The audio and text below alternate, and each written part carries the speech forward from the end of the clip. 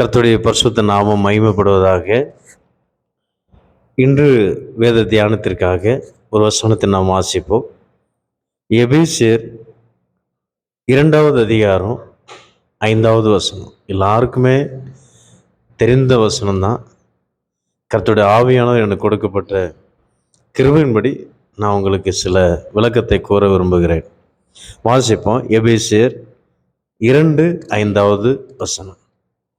அக்கிரமங்களில் மரித்தவர்களாய் இருந்த நம்மை கிறிஸ்துவுடனே கூட உயிர்ப்பித்தார், கிருபையினால் ரட்சிக்கப்பட்டீர்கள் என்று பரிசுத்த பவுல் எபேசு சபையை பார்த்து சொல்லுகிறார். பரிசுத்த பவுல் எபேசு சபையை பார்த்து சொல்லுகிற வார்த்தை, நீங்கள் கிருபையினால் ரட்சிக்கப்பட்டீர்கள். அதே போலதான் நாமும் கூட எபேசு சபையார் மாத்திரமல்ல, நாமும் அவருடைய கிருபையினால் ரட்சிக்கப்பட்டிருக்கிறோம். கிருபையினால் ரட்சிக்கப்பட்டிருக்கிறோம்னா கிருபைனா என்ன என்பதை ஒரு சின்ன ஒரு உதாரணமாக நான் சொல்லி அந்த கிருபையை நாம் எப்படி பாதுகாக்க முடியும் என்பதை நான் சொல்ல விரும்புகிறேன். கிருபைன்னு சொல்கிறோம். அந்த கிருபைனா என்ன? இப்போ பைபிள் சொன்னால் கிறிஸ்தவங்களுக்கு தான் தெரியும் பைபிள்னா என்ன. கிறிஸ்துவ அறியாத ஜனங்களுக்கு பைபிள் தெரியுமாங்க? நான் ஒன்றுமே தெரியாது. சில கிராமங்களில் இயேசு தெரியுமாங்க கேட்டால், வட மாநிலங்கள்லாம் கேட்டால் எந்த கடையில் இயேசு கிடைக்குங்க அப்படிம்பாங்க. எந்த கடைக்கு போனால் இயேசு கிடைக்கும், அது எப்படி என்ன செய்யணும், அவங்க ஒன்றும் தெரியாது. ஏன்னா தெரியாதவங்களுக்கு இப்போ இயேசு பற்றி சொல்லும்போது தான் இயேசுனா யார் என்பதை புரிந்து கொள்ள முடியும். அதே போல் கிருபைனா என்ன என்பதை சின்ன ஒரு உதாரணமாக உங்களுக்கு சொல்ல விரும்புகிறேன். ஒரு பெரிய ஒரு ஐஸ்வர்யவான் வீட்டில் ஒரு பிச்சைக்காரன் போய் கேட்குறார், இவர்கிட்ட போனால் ஏதாவது கிடைக்கும், ஒரு 20 ரூபா 50 ரூபா கொடுப்பார் என்ற ஒரு தாகத்தோடு அவர் போகிறார். இப்போ அந்த ஐஸ்வர்யவான் கதவை திறந்து பார்க்கும்போது பிச்சைக்காரன் அவரை பார்த்து, ஐயா ஏதாவது செய்யுங்கய்யா என்று கேட்குறார். கேட்கும்போது உடனே அந்த ஐஸ்வர்யவான் என்ன சொல்றாருன்னா, வாப்பா உள்ள வா என்று அவர் உள்ளே அழைத்து சென்று குளிப்பாட்டி நல்ல புது வஸ்திரம் கொடுத்து, அது மாத்திரமல்ல அந்த சொத்தையே அவர் அந்த பிச்சைக்காரர் பேருக்கு எழுதி கொடுத்திருக்கிறார். தகுதி இல்லாத அந்த ஒரு பிச்சைக்காரனுக்கு என்ன கொடுத்திருக்கிறார்? வீட்டையே சொத்து முழுவதும் எழுதி கொடுத்திருக்கிறார். அதே போலதான் பரலோகம் நமக்கு சொந்தம் அல்ல. ரோமர் 11வது அதிகாரத்தில் நீ வாசிக்கும் போது யூத ஜனங்களுடைய கிளையை வெட்டி அந்த வேரோடு நம்மளை இணைச்சிருக்கிறார். யூத ஜனங்கள் தான் இயேசுக்கு சொந்தமானவங்க. அவங்க தான் போவாங்க. நிறைய பேர் சொல்லுவாங்க இது யூத ஜனங்களுடைய தெய்வம் இல்லையா? இப்போ எனக்கு அருமையான தேவனுடைய பிள்ளை, அந்த பரலோக ராஜ்யத்தை பிரவேசிக்கத்தக்க தகுதி நமக்கு எவ்வளவு வேணும் தகுதி அல்ல. அவர்களை வெட்டி நம்மளால இணைச்சிருக்கிற புறஜாதியாகிய நம்மை பரலோக ஒரு வாரிசாக நம்மளை மாற்றிருக்கிறாருங்க. அதான் அந்த கிருபைன்னா அதான் நமக்கு கொடுத்திருக்கிற பரலோகத்தை நமக்கு கொடுத்திருக்கிற பரலோகம். எப்படிப்பட்ட பரலோகம்? பொன்னினால் அலங்கரிக்கப்பட்ட பரலோகம் இல்லையா? அந்த பரலோகத்தை தேவன் நமக்கு கொடுத்திருக்கிறார். எனக்கு அருமையான தேவனுடைய பிள்ளை, ஒருபோதும் சோர்ந்து போகாதீங்க. கிருபையினால் நாம் ரட்சிக்கப்பட்டிருக்கிறோம். இந்த கிருபையை நாம் எப்படி பெற்று அல்லது எப்படி பாதுகாப்பது, எப்படி பாதுகாக்க முடியும் என்பதை நான் சொல்ல விரும்புகிறேன்.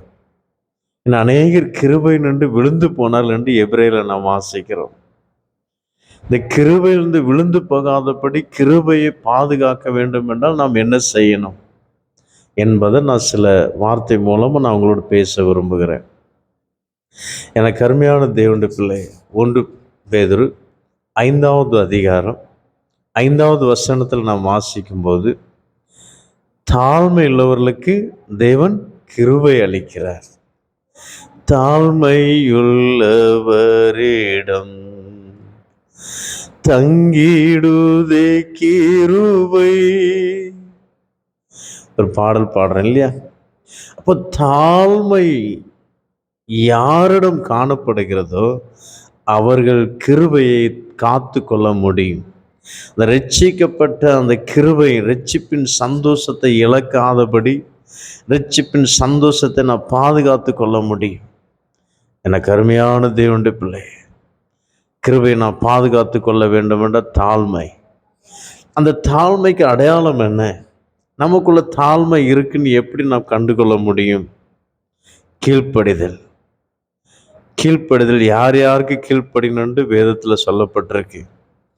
வேலைக்காரர் எஜமான்களுக்கு கீழ்ப்படியணும், மனைவி புருஷருக்கு எல்லா விதத்திலும் கீழ்ப்படினு எபேசியர் 5:24 வாசிக்கிறோம். விசுவாசிகள் ஊழியருக்கு கீழ்ப்படினு எபிரேயர் 13:17 நாம் வாசிக்கிறோம் இல்லையா? பிள்ளைகள் பெற்றோருக்கு கீழ்ப்படினு எபேசியர் 6வது அதிகாரத்தில் 1-2 நாம் வாசிக்கிறோம். இப்படி வேதம் யார் யாருக்கு கீழ்ப்படியணும் என்பதை நல்ல ஒரு சட்ட திட்டமாக நல்ல அழகாக ஒரு வேதம் எழுதி நமக்கு கொடுத்துருக்கிறார் இல்லையா? தேவனுக்கு நாம் கீழ்ப்படியணும், தேவனுடைய பிள்ளைகள் தேவனுக்கு கீழ்ப்படியணும், வேத வசனத்துக்கு நாம் கீழ்ப்படியணும். இதெல்லாம் நாம் செய்யும்போது தான் தேவன் நம்மை அந்த கிருபைக்குள் மூடி மறைத்து பாதுகாக்க முடியும். கீழ்ப்படிதல் நம்முடைய வாழ்க்கையில் இல்லைன்னா ஒன்றுமே இல்லை. 1 சாமுவேல்ல 13வது அதிகாரத்தில் நம்ம என்ன வாசிக்கிறோம்? மன்னிக்கும் 13வது அதிகாரம் தான். சவுல் கீழ்ப்படியலை. நான் வருவரை வெயிட் பண்ணு என்று சாமுவேல் தீர்க்கதரிசி சொல்லியிருந்தார். ஆனால் அதற்கு முன்னதாகவே அவர் பலியை செலுத்தினதனால் மிகவும் வேதனையோடு காணப்பட்டார். கீழ்ப்படிதல், பலியை பார்க்கல் கீழ்ப்படிதல் உத்தமம் என்று அதில் சொல்லப்பட்டிருக்கிறது. நம்ம எவ்வளோ டேலண்ட், எவ்வளோ புத்தி, நமக்கு எவ்வளோ இருந்தாலும் திறமைகள் இருந்தாலும் கீழ்ப்படியணும். கடவுளுடைய வார்த்தை கீழ்ப்படியணும், ஊழியருடைய வார்த்தை கீழ்ப்படியணும், பெற்றோருடைய வார்த்தை கீழ்ப்படியணும், புருஷனுடைய வார்த்தை கீழ்ப்படியணும், எஜமான்களுக்கு நாம் கீழ்ப்படியணும். இதெல்லாம் வேத சட்டங்க. கிறிஸ்தவர்கள் இதை செய்யும்போது தான் அந்த கிருபையை நாம் பாதுகாக்க முடியும். சவுல் ராஜா செய்யாதனால அந்த கிருபை அவனை விட்டு விலகிடுச்சு. தேவ ஆவியானவனை விட்டு விலகி தேவனால் விடப்பட்ட பொல்லாத ஆவி அவனுக்குள் வந்து ஒவ்வொரு நாளும் அலகழித்து கொண்டே இருக்குது. ஒவ்வொரு நாளும் அலகழித்து கொண்டே இருக்குது. எனக்கு அருமையான தேவனுடைய பிள்ளை, அதே போல சிலர் உள்ள கீழ்ப்படிய மாட்டாங்க, பெரியவர்கள் கீழ்ப்படிய மாட்டாங்க, ஊழியருக்கு கீழ்ப்படிய மாட்டாங்க, பெற்றோர் கீழ்ப்படிய மாட்டாங்க, மனைவி புருஷர் கீழ்ப்படிய மாட்டாங்க. அவங்களுக்குள்ள பொல்லாத ஒரு ஆவி அப்படி அவங்களையே கலக்கடிச்சிட்டு இருக்கும், கலங்கிட்டே இருப்பாங்க. நாளைக்கு என்ன நடக்குமோ, நாளைக்கு என்ன நடக்குமோ. கீழ்ப்படியாதவருடைய ஒரு சுபாவம், அவங்களுடைய மனம் எப்பொழுதும் பதறிக்கொண்டே இருக்கும். எனக்கு அருமையான தேவனுடைய பிள்ளை, நாம் கீழ்ப்படிவோமானால் கர்த்தருடைய கிருபை நம்மோடு கூட இருக்கும். கீழ்ப்படுகிறவர்களுக்கு தாழ்மை. ஏன்னா பிலிப்பியர் 2:8 கூட இயேசுவை பற்றி சொல்லப்படும். இயேசு நமக்கு ஒரு மாதிரியா இருக்கிறார். பிதாவுடைய சித்தத்துக்கு கீழ்ப்படிந்து மரண பரியந்தம் தம்மை தாம் தாழ்த்தி பிதாவுக்கு கீழ்ப்படிந்தவரா காணப்பட்டார் என்று நாம் வாசிக்கிறோம். அப்போ அவர் நமக்கு ஒரு மாதிரியா இருக்கிறார். கீழ்ப்படிந்து தன்மை தாம் தாழ்த்தினார் என்று நான் பார்க்கிறேன். அந்த தாழ்மை பெற்றுக்கொள்வதற்கு, அந்த கிருபையை பாதுகாத்துக் கொள்வதற்கு நமக்குள்ள கீழ்ப்படிதல் அவசியம். எனக்கு அருமையான தேவனுடைய பிள்ளை, கீழ்ப்படிதல் இருக்குமானால் தாழ்மை இருக்கும், தாழ்மை இருக்குமானால் கிருபை இருக்கும். ஆமென். இரண்டாவது கிருபை நாம் எப்படி பாதுகாத்து கொள்ள முடியும்? சங்கீதம் 90:14 வசனத்தில் நாம் வாசிக்கிறோம், எங்கள் வாழ்நாள் எல்லாம் மகிழ்ந்து கலிகூறும்படி உமது கிருபையினால் எங்களை மகிழ்ச்சியாக்குமா, உங்களுடைய கிருபையினால் எங்களை திருப்தியாக்கும். எனக்கு அருமையான தேவனுடைய பிள்ளையே, வாழ்நாளெல்லாம் மகிழ்ந்து கலிகூறும்படி உமது கிருபையினால் எங்களை திருப்தியாக்கும். காலையில உடைய கிருபையினால் எங்களை திருப்தியாக்கும். ஃபாதரையா ஒரு பாட்டு பாடுறாருல, வாழ்நாளெல்லாம் கலிகூர்ந்து மகிழும்படி திருப்தியாக்கும் கிருபையை நான் காலைதோறும்.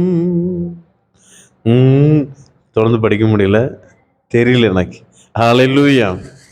உங்களுக்கு தெரியுமா அந்த பாட்டு பாடுங்க. பாடாமல் எனக்கு பாட முடியல. எனக்கு அருமையான தேவனுடைய பிள்ளை, நீங்களாம் நல்லா அருமையாக பாடல் பாடுறீங்க, ரொம்ப சந்தோஷம்.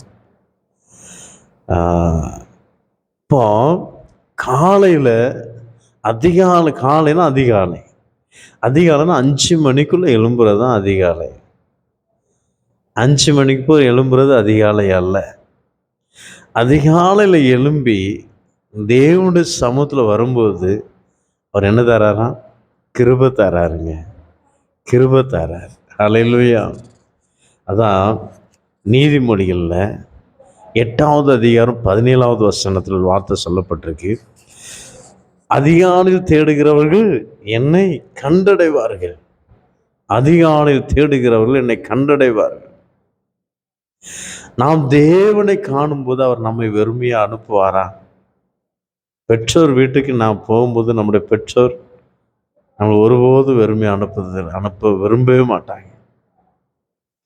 ஏதாவது கொடுக்கணும் பிள்ளைக்கு, ஏதாவது கொடுக்கணும் பிள்ளைக்கு, அதான் விரும்புவாங்க. நம்ம அப்பா அம்மா வீட்டுக்கு நம்ம போகிறோன்னு வச்சுடுங்க, ஏதாவது செய்யணும். எங்கள் தங்கச்சி எங்கள் வீட்டுக்கு போனோன்னா எங்கள் அம்மாவுக்கு போக முடியலை.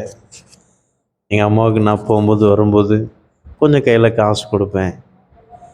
ஆனால் எங்கள் தங்கச்சி போனால் ஏதாவது கொடுத்து விடுவாங்க. எங்கள் அம்மா தங்கச்சி பிள்ளைகளுக்கு கொடுப்பாங்க. அது கொடுக்கறதுல அவங்களுக்கு ஒரு சந்தோஷம். ஒரு சாதாரண அம்மா அப்பா பார்க்கும்போது நமக்கு கொடுக்குறாங்கன்னா, தேவாதி தேவனை பார்க்கும்போது நமக்கு செய்ய மாட்டாராங்க? நிச்சயமாக செய்வார். அதிகாலை தேடுகிறவர் என்னை கண்டடைவார்கள் என்று சொல்லப்பட்டிருக்கலாம். அவரை பார்க்கும்போது நம்முடைய கிருபையினால் ஒவ்வொரு நாளும் திருப்தியாக்குறார். அந்த கிருபை இருந்துச்சுன்னா நிறைய ஆசீர்வாதம்.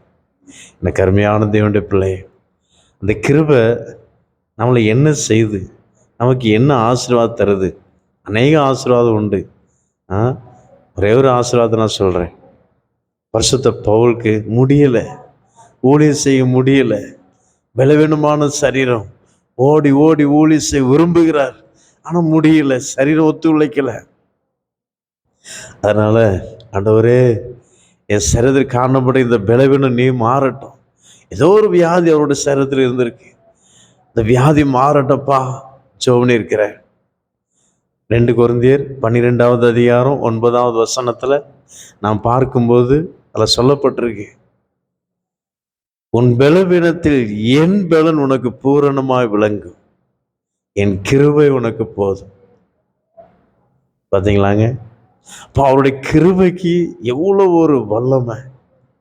உன் பலவீனத்தை பாராத, நான் உனக்கு கிருபை தாரேன், இந்த கிருபை பெற்றுக்கொள். இந்த கிருபையினால நீ எல்லாவற்றையும் செய்ய முடியும். எனக்கு அருமையான தேவனுடைய பிள்ளை, தேவன் அந்த வார்த்தை பேசின பிறகு, என் கிருபை உனக்கு போதும் என்று சொன்ன பிறகு, அவர் முறுமுறுக்கல, ஜெபிக்கல, பலவீனத்துக்காக ஜெபிக்கல, வியாதிக்காக ஜெபிக்கல. ஆண்டோட சமூகத்தில் வச்சுட்டார். ஆண்டோட சமூகத்தில் வச்சுட்டார். அப்பா, நீ சொன்னீர்ல போதும், என்னுடைய பலவீனத்தில் நீ பலப்படுத்து சொன்னீர்ல, பலப்படுத்துவீர். எனக்கு அருமையான தேவனுடைய பிள்ளை, அதே பவுல் என்ன சொல்றார்? பிலிப்பியர் 4:13, என்னை பலப்படுத்துகிற கிறிஸ்துவினால் எல்லாவற்றையும் செய்ய எனக்கு பலன் உண்டு அப்படிங்கிறார். எப்படி சொல்றாப்போ? என்னை பலப்படுத்துகிற கிறிஸ்துவினால் எல்லாவற்றையும் செய்ய எனக்கு பலன் உண்டு அப்படிங்கிறார். எனக்கு அருமையான தேவனுடைய பிள்ளைய, அந்த கிறிஸ்துவனுடைய கிருபை நமக்கு இருக்குமானா நாம் எல்லாவற்றையும் செய்ய முடியும். முடியாது என்று சொல்லவே மாட்டோம். அந்த கிருபையை நாம் பெற்றுக்கொள்வோம். அந்த கிருபை நாம் பெற்றிருக்கிறோம். கலாத்தியர் 1:6 கூட நாம் கிருபையினால் அழைக்கப்பட்டிருக்கிறோம். எபேசியர் 2:5 கிருபையினால் ரட்சிக்கப்பட்டிருக்கிறோம், கிருபையினால் அபிஷேகப்பட்டிருக்கிறோம், கிருபையினால் நாம் இதுவரை நிற்கிற கிருபை. அந்த கிருபையினால் இன்னும் பரலோக ராஜ்யத்தை நாம் எடுத்துக்கொள்ளப்படுவோம். நிச்சயம் நான் பரலோக ராஜ்யத்துக்கு போன உடனே ஒரு நாள் நம்ம எல்லாம் போவோம்னுங்களா? Pastor T. தாமஸ் சொல்லுவார், டிபிஎம் சீஃப் பாஸ்டர் டி, அவங்க சொல்லுவாங்க, எனக்கு ஒரு தகுதி கிடையாது, இந்த ஐக்கியத்துக்கு வருவதற்கு ஒரு தகுதி கிடையாது, நான் ரட்சிக்கப்படுவதற்கு ஒரு தகுதி கிடையாது, நான் அபிஷேகம் பெறுவதற்கு ஒரு தகுதி கிடையாது, ஊழியக்காரன் ஆவதற்கு எனக்கு ஒரு தகுதி கிடையாது, பரலோகத்துக்கு போறதுக்கு தகுதி கிடையாது. ஆனா நான் பரலோகத்துல போய் இயேசுனுடைய பாதத்துல உட்காரும்போது, தகுதியே இல்லாத என்ன இந்த இடத்துல கொண்டு வந்திருக்கிறப்பா, ஓ கர்த்தாவே உமக்கு நன்றி நன்றி நன்றி நன்றி. அந்த பரலோகத்தை பார்த்து பார்த்து நாம் நன்றி நன்றி தான் சொல்லிட்டே இருப்போமா? எனக்கு அருமையான தேவனுடைய பிள்ளை, அதிக நேரம் நாம் இழுக்க விரும்பல. கிருபையை காத்துக்கொள்வோம், பெற்றுக்கொண்ட கிருபையை காத்துக்கொள்வோம், தாழ்மையா இருப்போம், அதிகாலை தேவனை தேடுவோம். நிச்சயமாக கர்த்தர் நமக்கு கிருபையை பாதுகாத்து கொள்ள, இன்னும் அதிகமாக கிருபை பெற்றுக்கொள்ள நமக்கு உதவி செய்வார். கர்த்தர் நம் அனைவரையும் ஆசீர்வதிப்பாராக. God bless you.